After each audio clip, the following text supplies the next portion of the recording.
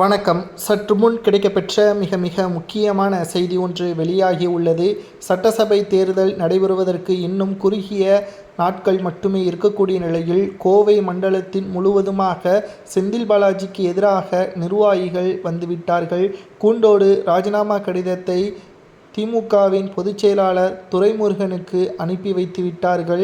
என்ன காரணம்? செந்தில் பாலாஜி குறிப்பிட்ட சமூகத்தினருக்கு ஆதரவாகவும் எங்களுக்கு எதிராகவும் களத்தில் பணிகளை மேற்கொள்வதாகவும் தற்பொழுது செந்தில் பாலாஜியின் மீது குற்றச்சாட்டுகளை முன்வைத்து தங்களது பதவிகளை கூண்டோடு ராஜினாமா செய்ய முன்வந்துள்ளது பெரும் அதிர்வலைகளை திமுகவிற்கு ஏற்படுத்தியுள்ளது.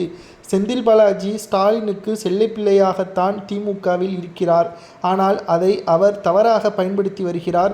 செந்தில் பாலாஜி அவர்கள் திமுகவில் இருக்கக்கூடியவர்களுக்கு ஒட்டுமொத்த ஆதரவுகளையும் கொடுக்க வேண்டும். பாரபட்சம் இல்லாமல் அனைவரையும் சமமாக நடத்த வேண்டும். ஆனால் கோவை மண்டலம் அதிமுகவின் முன்னாள் அமைச்சராக செந்தில் பாலாஜி இருக்கும் பொழுது அவருக்கு எதிராக களப்பணிகளை மேற்கொண்ட திமுகவின் நிர்வாகிகளை குறிவைத்து திமுகவிற்கு வந்த பிறகு அவர்களை பதவியிலிருந்து நீக்குவதற்கான ஏற்பாடுகளை செய்து வருகிறார். இதன் அறிந்த உண்மைத்தன்மைகளை அறிந்த திமுகவின் நிர்வாகிகள் செந்தில் பாலாஜியின் உண்மை முகத்தை பற்றி அமைச்சர் துரைமுருகனுக்கு கடிதங்களை அனுப்பியுள்ளனர். இதனால் துரைமுருகன் அவர்களோ செந்தில் பாலாஜியை கண்டித்துள்ளார். இதனால் கடும் கோபமடைந்த செந்தில் பாலாஜி அவர்கள் கோவை மண்டல பொறுப்பாளர் பணியிலிருந்து தான் விலகுவதாக ஸ்டாலினுக்கு நேரடியாக கடிதங்கள் அனுப்பியிருப்பது திமுகவின் அரசியல் வட்டாரத்தில் உட்கட்சி மோதலை அதிகப்படுத்தியுள்ளது.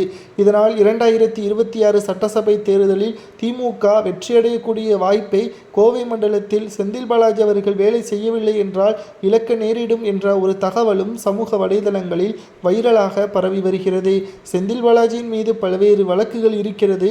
அவர் தற்பொழுது முன்பை விட மிகவும் மோசமான பெயர்களை வைத்துள்ளார். கோவை மண்டலத்தில் எவ்வளவு பணங்களை இறக்கினாலும் தற்பொழுது செந்தில் பாலாஜியின் பேச்சை கேட்பதற்கு நாங்கள் தயாராக கிடையாது. எங்களது சமுதாயத்தை வைத்து எங்களை ஒதுக்குவது செந்தில் பாலாஜிக்கு தற்பொழுது மிகவும் மோசமான முறையில் செயல்படுவது எங்களுக்கு கடும் கோபத்தை ஏற்படுத்துவதாகவும் அப்பகுதி மக்கள் கூறியுள்ளனர். இதனால் திமுகவின் அரசியல் வட்டாரத்தில் பரபரப்பு ஏற்பட்டுள்ளது. 2026 சட்டசபை தேர்தல் நடைபெறுவதற்கு இன்னும் 48 நாட்களே இருக்கக்கூடிய நிலையில் செந்தில் பாலாஜி அவர்களது பதவி ராஜினாமா செய்யப்படுமா அல்லது அவர் பணிக்காக வேறு இடத்திற்கு மாற்ற செய்யப்படுவாரா என்பதை பொறுத்திருந்து பார்க்கலாம். 2026 சட்டசபை தேர்தலில் திமுக தோல்வியடைந்தால் செந்தில் பாலாஜியின் பதவியும் அவரது அதிகாரங்களும் முழுமையாக பறிக்கப்படும் என்ற தகவலும் கிடைக்கப்பெற்றுள்ளது.